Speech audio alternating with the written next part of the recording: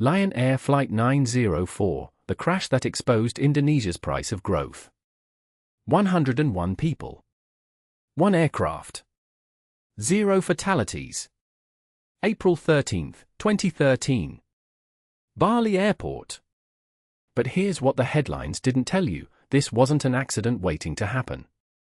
It was a crash waiting to be prevented, and the system that could have stopped it chose speed over safety, profit over lives. On a Saturday afternoon, Lion Air Flight 904, a Boeing 737-800, descended toward runway 09 at Ngurah Rai International Airport in Denpasar. The weather was clear. Visibility was perfect. The pilots were experienced.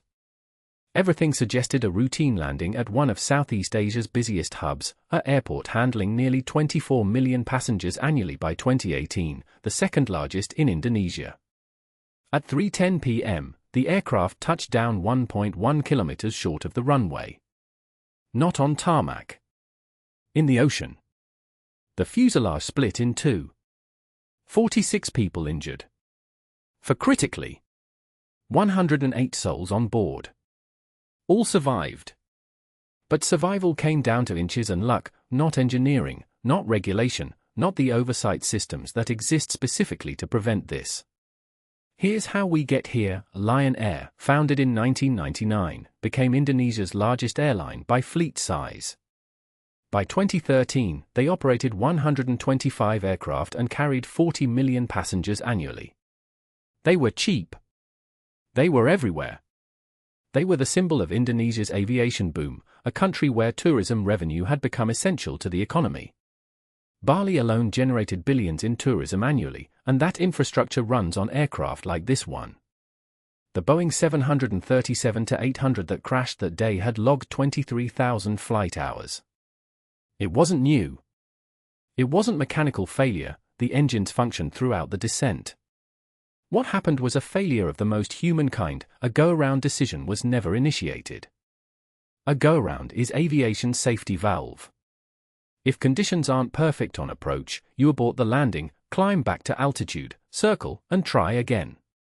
It happens dozens of times daily at major airports worldwide. It's not a failure, it's the system working. The pilots of Flight 904 didn't execute one.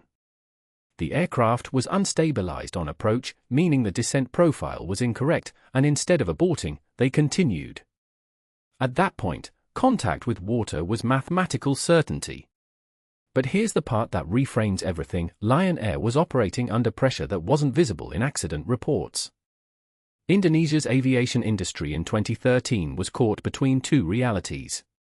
Domestically, it was booming. Low-cost carriers were democratizing air travel for 250 million people. Internationally, it was dangerous.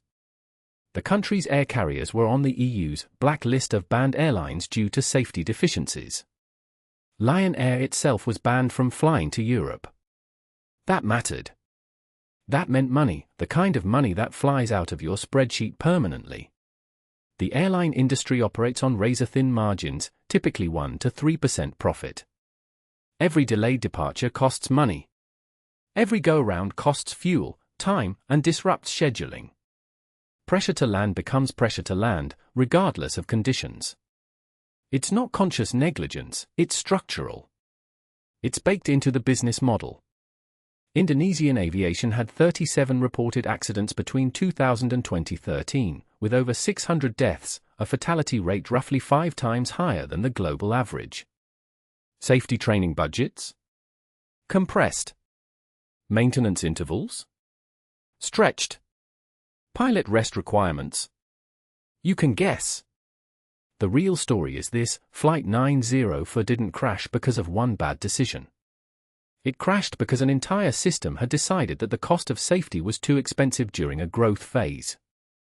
The airline wasn't uniquely negligent, it was operating within the incentives that the industry, regulators, and market had created.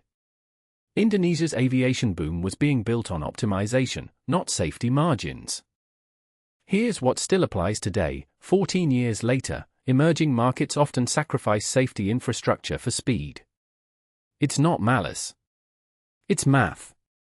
When regulators are under-resourced, when airlines compete on cost, when the difference between solvency and failure is a few percentage points, human beings end up in water that should never have touched them.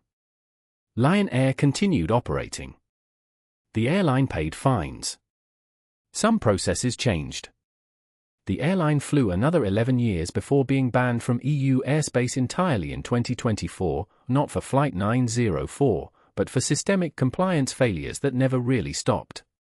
108 people walked away from that crash because they got lucky. The next airline that operates under the same pressures, in the same market, with the same regulatory gaps, they might not be so fortunate.